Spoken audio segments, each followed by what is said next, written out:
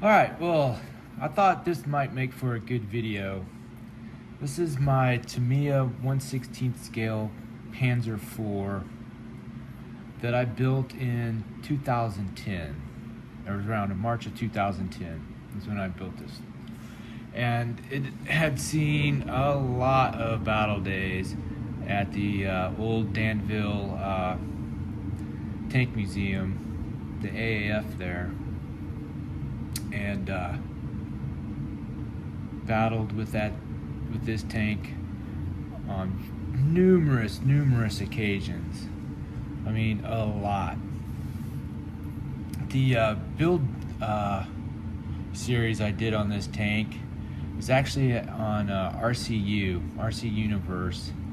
There is a whole thread dedicated to this tank and it getting built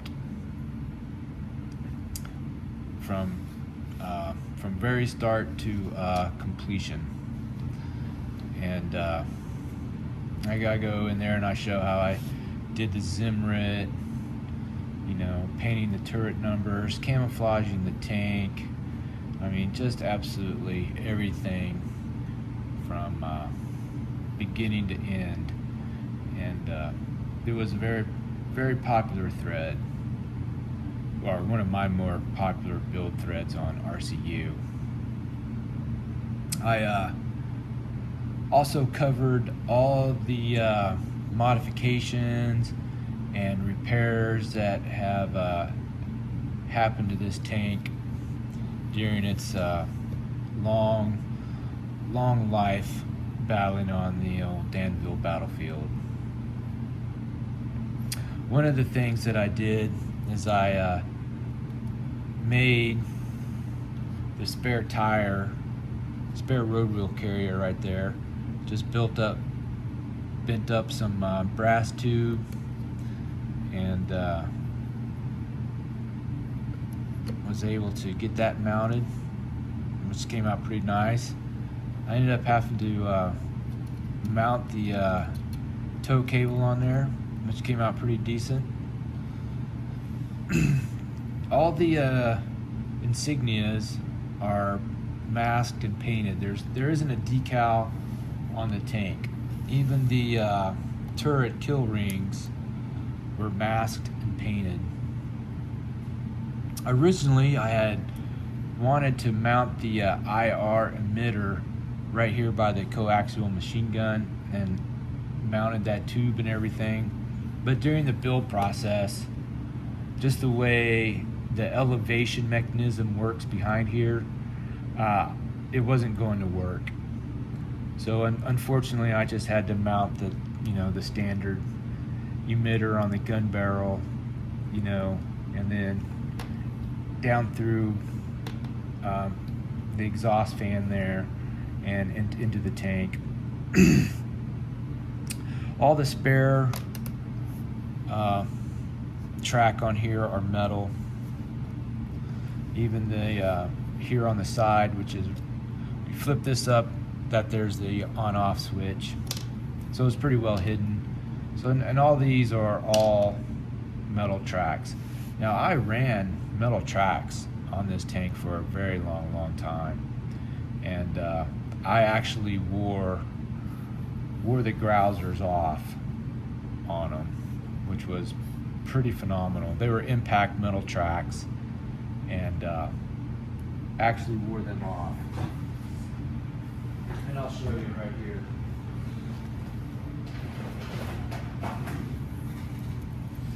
Here you can see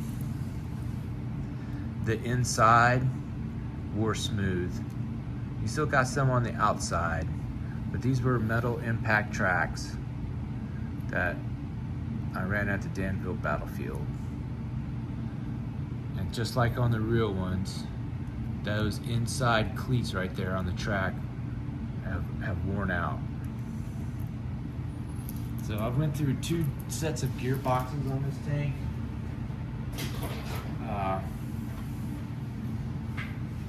Just from, wear and tear.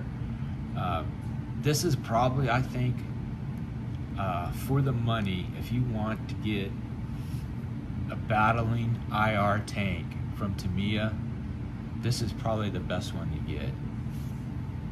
It's durable,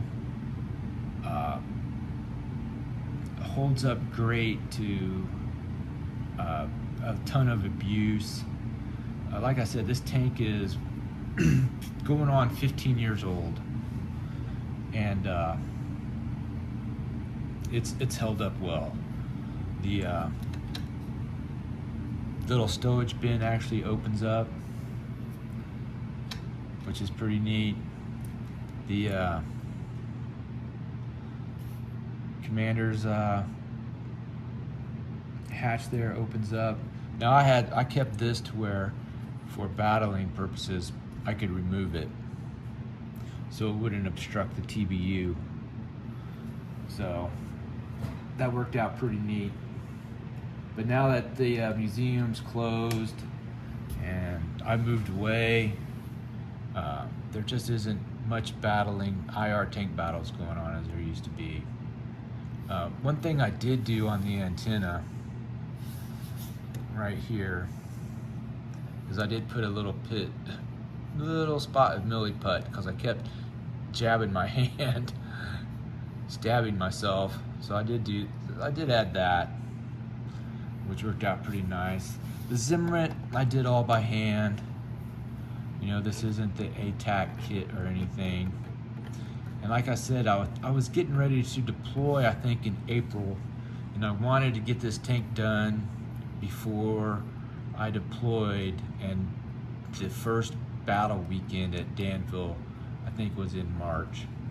So I didn't get to do the Zimrit down the sides here, but everything else got Zimrit on it, and it came out pretty sharp. You know, pretty proud of this tank.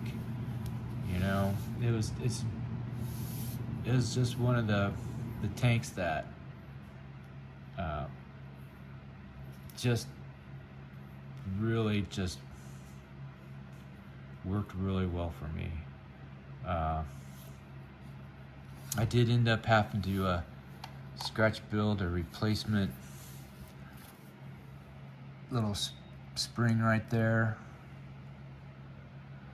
and I need to do another one for the other side, because it disappeared. That's an easy fix. But yeah, it's been a great tank. It's really detailed too. I mean, just out of the box, you know, you can't really go wrong with, if you're going to drop the money and get a Tamiya tank that's RC, you know, and can be battle ready, you can't go wrong with the Panzer IV. It has been just a great fun tank to battle with. The road wheels have held up well. Just the plastic track, you know, it will wear out, but you know, that's to be expected when it got as many miles as this tank did. The suspension worked great. I only had one bogey for some crazy reason. It was this one right here that did come loose, but just retightened it. No issues there. I ended up bending the stowage bin right here on the battlefield, but I didn't fix it because, like, hey, that's cool battle damage, so kept that. The fenders, they catch a lot of abuse. You can see right there, a lot of the Zimrit has broken off on the front. You know, just hitting obstacles in the battlefield. Yeah, this has just been one of those great running Tamiya tanks, and it has done phenomenally well. hate to have it retired, but there just isn't a lot of IR battling where I'm at right now, and so it is now a static kit in the collection. But yeah, it's been a great running tank, and I can't stress it enough that if you're getting into the hobby, into RC tanks, and you want a good quality kit, yeah, if you can find it, that's another thing. I mean, I think this has now been discontinued, but it's still a, if you can find one, even aftermarket, someone maybe that might be selling theirs, and I wouldn't hesitate to pick one up, because they are great running tanks. One of the mods I did was a little silly putty to keep the little front drive wheel covers on. I did end up putting ball bearings in the rear idler instead of the kit supplied bushings, but I ran bushings in the road wheels. The return rollers are plastic, and even though I ran metal tracks, they didn't deform or just kept their roundness, and just no problems with that. No issues with running metal tracks. I mean, granted, they're Panzer, 4 tracks. They're thin, not very wide, not heavy, so it didn't put a lot of strain on the gearboxes. But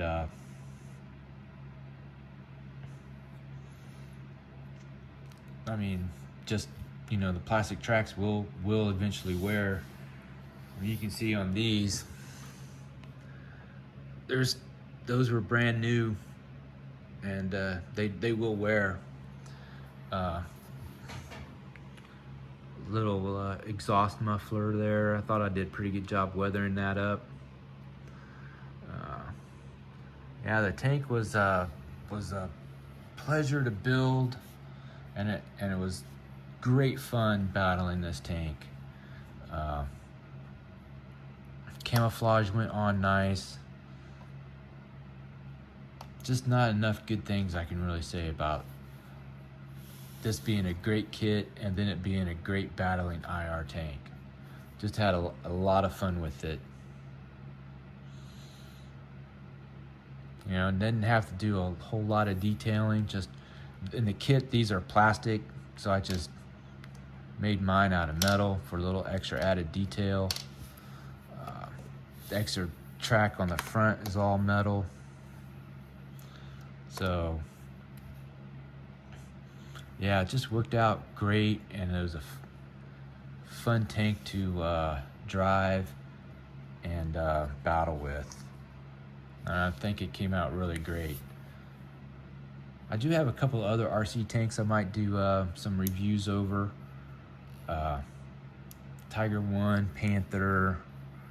I did a Sherman that I modified, an Easy 8 with the T23 turret. So I might do a couple more of these videos, but I just wanted to get this one out and give you my thoughts on the Tamiya Panzer IV. And if you can find it, man, definitely get it, because it's a great kit. Goes together well, builds smoothly, and once you got it all together, you got yourself a great running tank. You really do.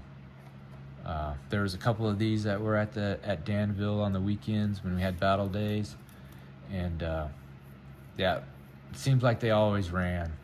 Other people always seem to have a breakdown or something, but these things were, I don't want to say they were bulletproof, but man, they were durable, and they would last you a weekend and not give you hardly any problems. If there was a problem, it was extremely rare. Extremely rare.